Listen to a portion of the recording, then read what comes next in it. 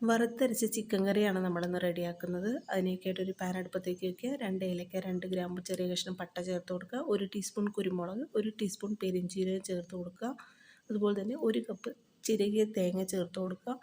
നന്നായിട്ടൊന്ന് വറുത്തെടുക്കുക. ഒട്ടും തന്നെ കരിയാതെ സിമ്മിലിട്ട് തന്നെ വറുത്തെടുക്കുക. അതിലേക്ക് ആവശ്യത്തിനുള്ള കറിവേപ്പില, മഞ്ഞൾപ്പൊടി, മുളക് പൊടി, മല്ലിപ്പൊടി ചേർത്ത് കൊടുക്കുക.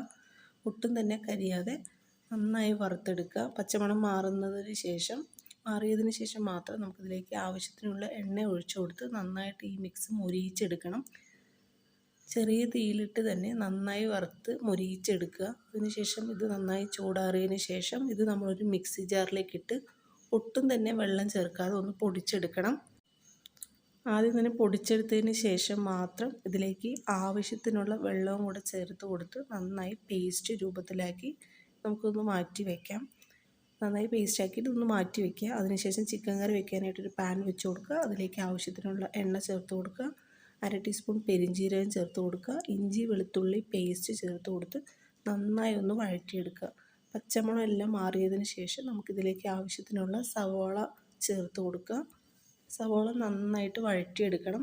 സവോള പെട്ടെന്ന് വഴലാനായിട്ട് നമുക്കിതിലേക്ക് ആവശ്യത്തിനുള്ള ഉപ്പും മഞ്ഞൾപ്പൊടിയും കൂടെ ചേർത്ത് കൊടുക്കാം. ഇത് രണ്ടും ചേർത്തതിന് ശേഷം നന്നായിട്ട് വഴറ്റിയെടുക്കുക.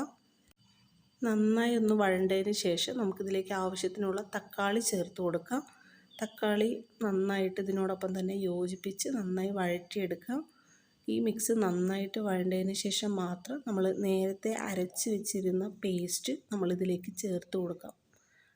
ഈ പേസ്റ്റും കൂടെ ചേർത്ത് നന്നായി മിക്സ് ചെയ്ത് കൊടുക്കാം. പച്ചമണം എല്ലാം മാറി നന്നായിട്ട് മിക്സ് ആയതിന് ശേഷം മാത്രം ഇതിലേക്ക് നമ്മൾ 1 ടേബിൾ സ്പൂൺ ചിക്കൻ മസാലപ്പൊടി ഒന്ന് ചേർത്ത് കൊടുക്കാം. ചിക്കൻ മസാലപ്പൊടിയും കൂടെ ചേർത്ത് നന്നായിട്ടൊന്ന് വഴറ്റിയെടുക്കുക. നന്നായി വഴണ്ടതിന് ശേഷം മാത്രം ഇതിലേക്ക് ആവശ്യത്തിനുള്ള വെള്ളം ചേർത്ത് കൊടുക്കാം. വെള്ളം ചേർത്തതിന് ശേഷം നമ്മൾ നേരത്തെ തന്നെ ഉപ്പ്, മുളക് പൊടി, മഞ്ഞൾപ്പൊടി ചേർത്ത് നന്നായിട്ട് ചിക്കൻ ഫ്രൈ ചെയ്ത് മാറ്റി വെച്ചിട്ടുണ്ട്. ആ ഫ്രൈ ചെയ്ത ചിക്കനും കൂടി നമ്മൾ ഈ ഗ്രേവിയിലേക്ക് ചേർത്ത് കൊടുക്കാം. ചേർത്ത് നന്നായിട്ട് തിളപ്പിച്ച് വേവിച്ചെടുക്കേണ്ടതാണ്. നല്ല അടിപൊളി ടേസ്റ്റി ആയിട്ടുള്ള ചിക്കൻ വറുത്തരച്ച കറി റെഡി ആയിട്ടുണ്ട്.